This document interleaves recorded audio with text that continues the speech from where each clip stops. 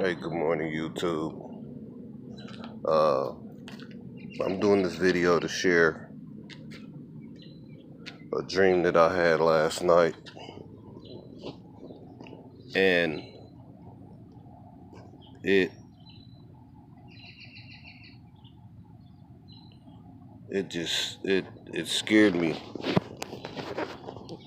really, really bad. So in this dream, I can't remember where I was. I just remember that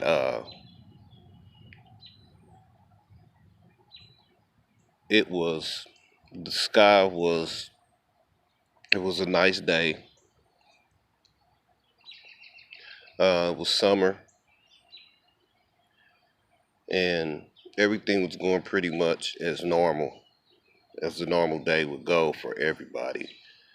And I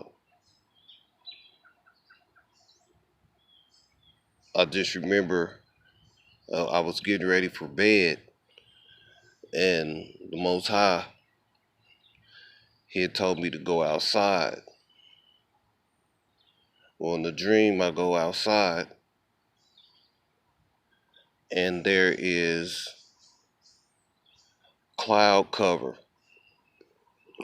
But these clouds wasn't like a normal cloud that you would see on a cloudy day.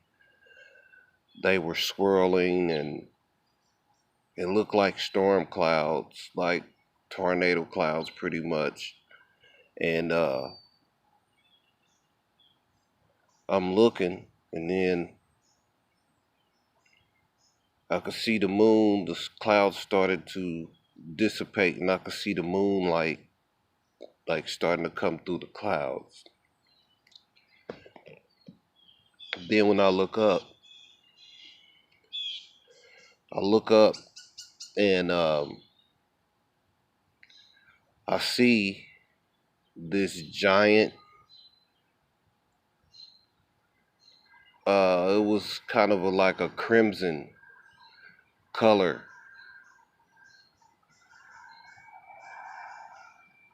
like I guess it was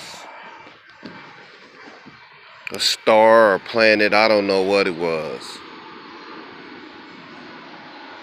And it was, if I'm looking at the sun right now, in the direction that I'm looking on this video, just imagine the moon on one side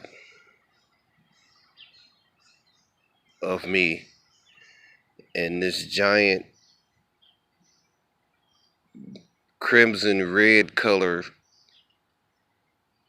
planet or whatever, star, whatever, in the sky to the left. But it has streaks of like molten lava or fire like going around it. And it was huge. It was humongous. But as I began to turn around and look around in the sky, there were other celestial bodies there too. I didn't understand what it meant. All I know is I seen it, and I didn't know what it meant. But I just know that the sky was it was, I can't explain it. It was like seeing the northern Alaska lights, but it was all over the sky. But you could definitely see it was an orange. I remember seeing this orange one, and it was a green one. It looked a like a scene. It looked like a scene off of something that you would see on like a sci-fi movie. It was crazy. Um, it was crazy. I don't understand what it meant. All I know is that the minute these things started to appear in the sky, it was like with each one a certain kind of destruction came with them. And I don't know what it meant. I got chills right now just talking about it. But then the other night, I had a dream that I was at work, because I'm a nurse, and these people, it was these people, and they were real powerful white people. And what was going on is they were pretty much casting a vote to whether black people should stay in this country or not. And this was when I looked at the news. I'm not sure if it was 2020 or 2019. I just remember seeing 2000. I just remember seeing 2000 something, and it wasn't that far off from today's date. And this is June the 18th, 2019. So it wasn't that far off.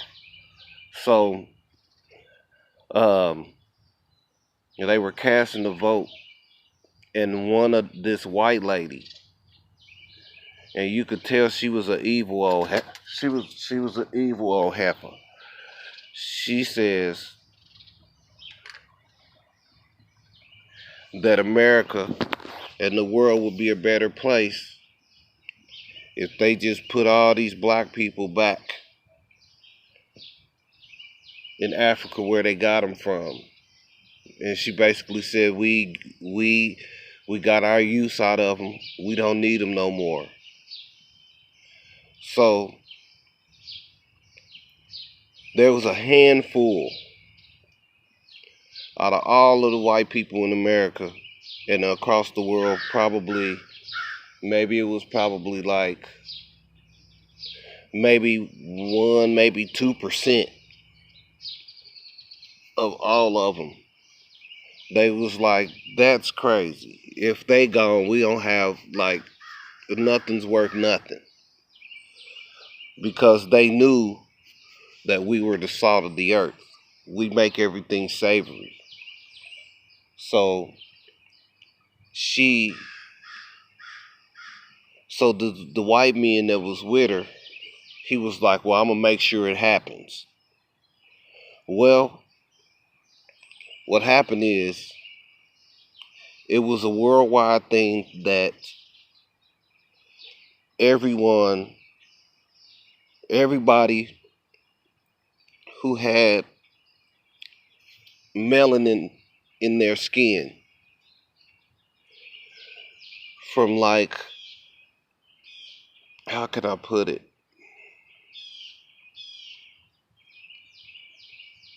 It's kind of hard to explain the color scheme, but it was a way that they had this device where you walk through it and it could tell you how much melanin you had in your skin or if you had any in you at all. And they said you couldn't have any curl to your hair in order to stay. You just had to be like pink pretty much. So what was happening is a lot of those Europeans that didn't want us to go. They was trying to go with us, but the government wouldn't let them go with us. And the ones that was really trying to go with us and that was ridiculing them, they were being shot, like in front of a firing squad. So we leave. This is worldwide, in China, everywhere. So now they getting what they asked for. Now we're all the armies got together, and they had made, I guess, some kind of treaty to where the ships and stuff that we were on wouldn't be damaged. So I'm standing in this place, and I see all my beautiful Hebrew Israelite people, and I see us, and I'm looking around, and it's just so many different shades of black, what they call black, and it was so beautiful. But then, since we were all gathered together, I just remember hearing this. It sounded like a shofar, but it was probably 10,000 times louder, and it went like that. It was just, and when it blew, the earth began to shake, and we looked up in the sky, and I seen those colors. We're in this dream again. The sky turned all these different colors. It was beautiful. And I just remember seeing the sky folding back, like the clouds folding back. Like if y'all ever seen Independence Day, when the ship was entering, when that alien ship was entering in through the atmosphere, how the clouds was rolling back on itself, and it was fire. It was rolling back, but it was rolling back like it was splitting apart like this, like opening.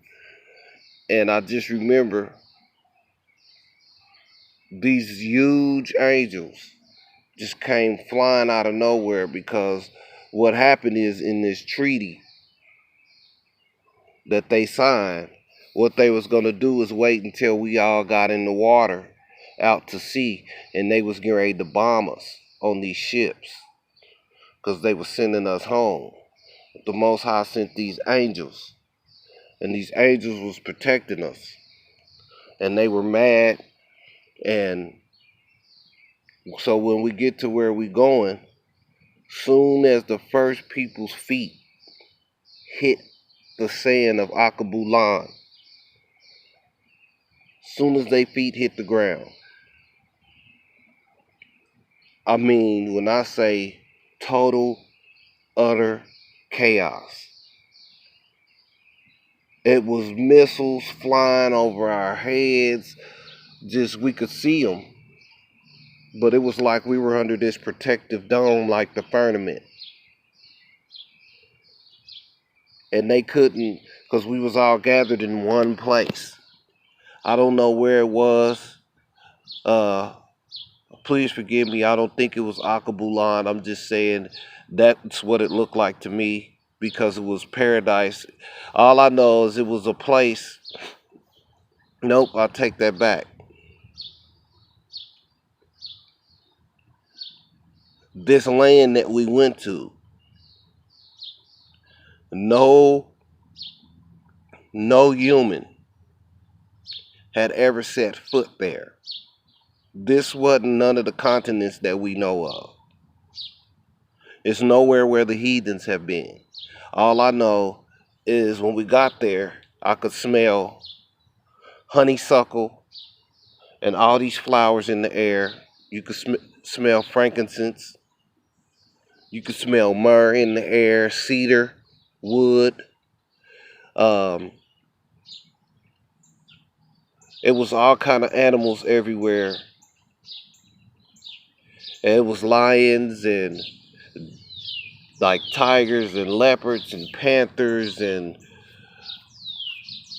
um, it was just, it was animals we had never seen before that these white people say are extinct, and they're not.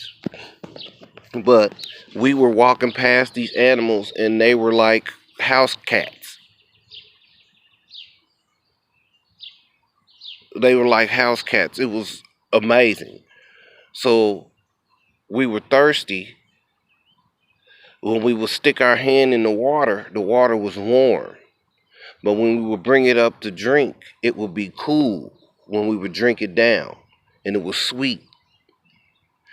And soon as we got to this land where we were going, all of a sudden, that's when I seen the missiles.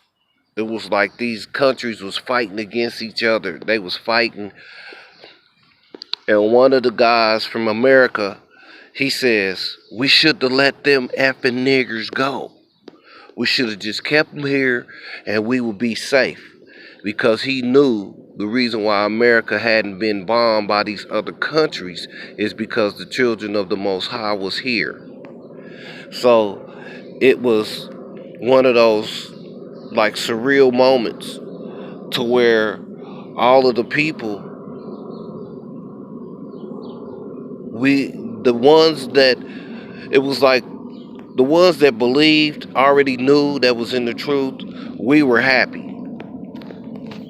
The other ones, they wasn't happy. They was happy being under the foot and thumb of these Europeans and these Gentile nations.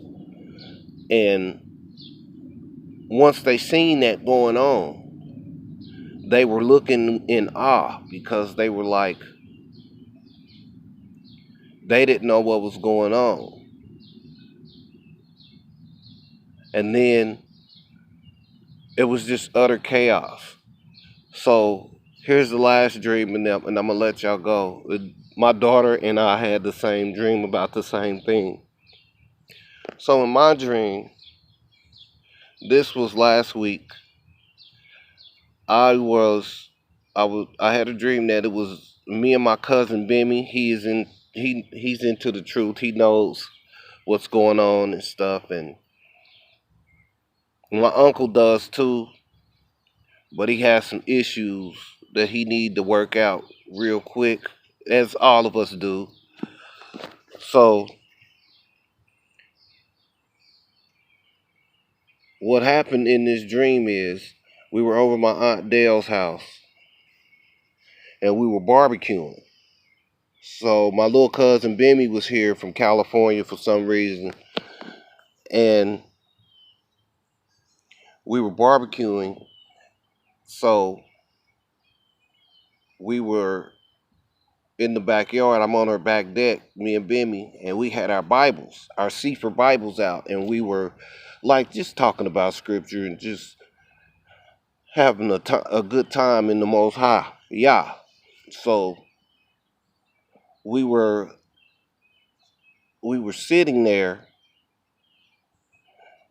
and then we stood up to the grill, and then I'm turning the food, and all of a sudden we heard this knock, but we felt this knock too. It was like this knock, and in the dream I could see it was this huge angel.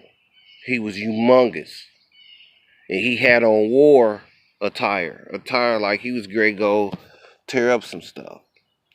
So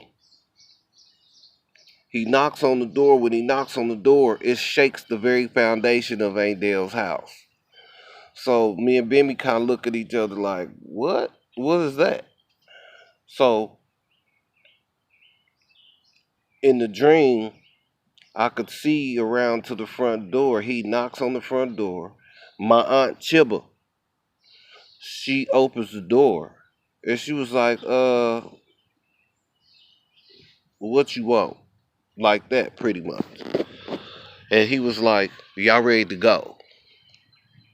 And she said, we don't know you. We ain't going nowhere with you. And my Aunt Lena was like, yep, ain't going nowhere. We staying right here.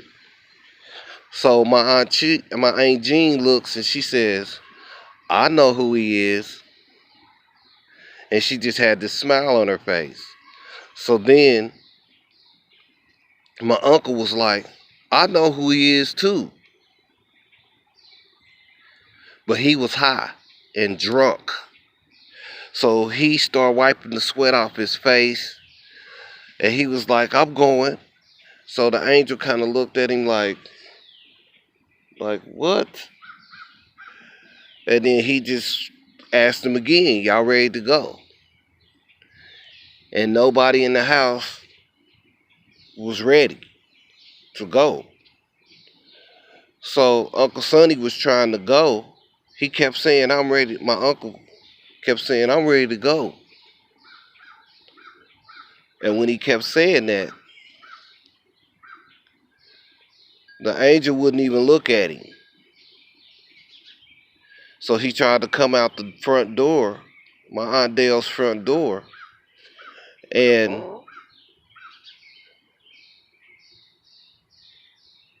the angel had shut the door and was just standing there in front of the house on the little walkway up to her front door. He was just standing there. But he had fixed it to where my uncle couldn't get the door open. So I said, Bimmy, let's go around the front and see what's going on. So Bimmy says, okay, cool. So we go around there, and he looks at me and Bimmy, and he has his smile on his face. And he said, y'all ready? We was like, yep. I looked at this angel. I said, I hate it here. I've always hated it here, even as a kid. I said, I'm ready to go. I don't ever want to see this place again. So he grabs me and Bimmy's hand, and he said, hold on real tight, and we just shot up way high. And we were still in the firmament, but I could see the entire earthly plane. And they've been lying to y'all.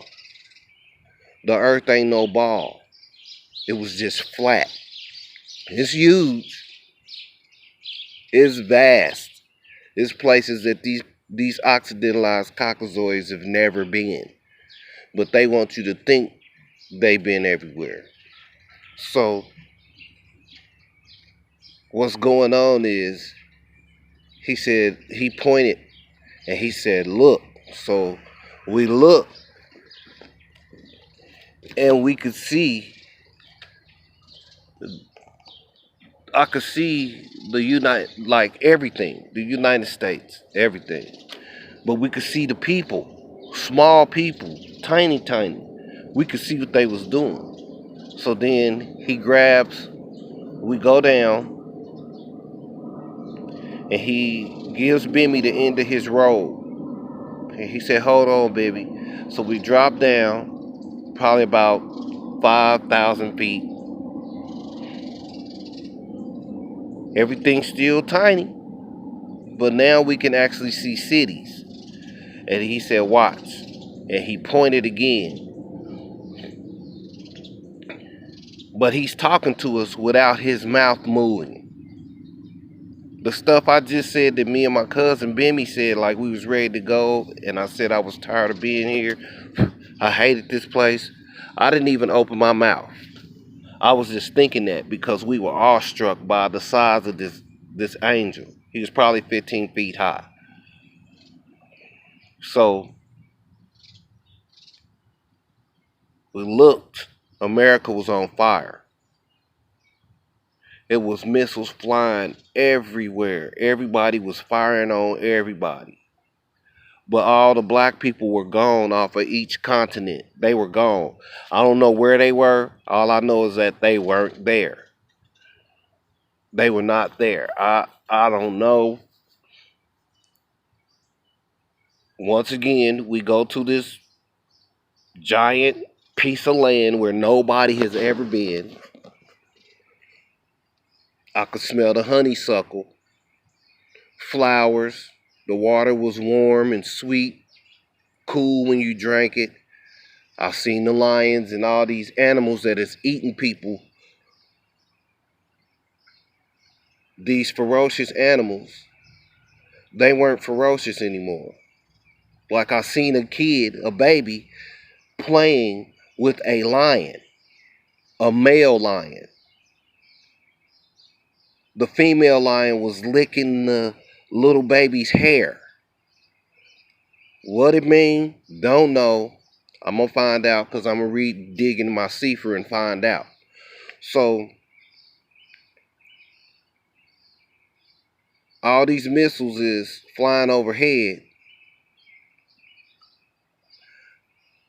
and me and baby both, we could smell in this dream. We could smell burning flesh,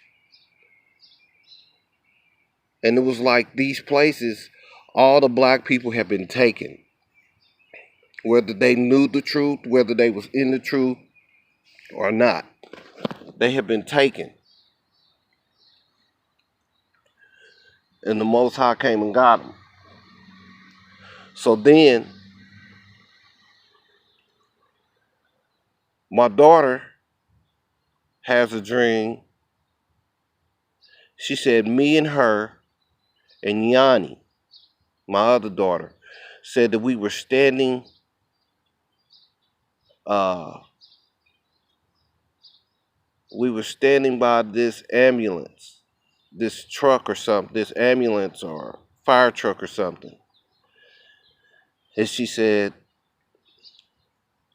it was missiles flying all over everybody's heads. She starts crying. She looks at me. She said, "Daddy, are we gonna die here?" I said, "No, we ain't gonna die here." She said, and right when I said, "No, we ain't gonna die here," she said, "We was gone." She said, "We just disappeared. We just left." So I just wanted to share this dream with my YouTube family and let y'all know the Most High is definitely dealing with his people.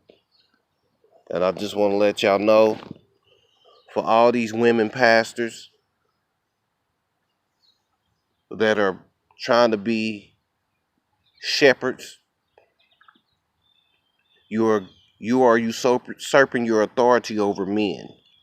Because anytime you're a pastor and you got men in your church and they need to do something in the church, they got to come to you for permission.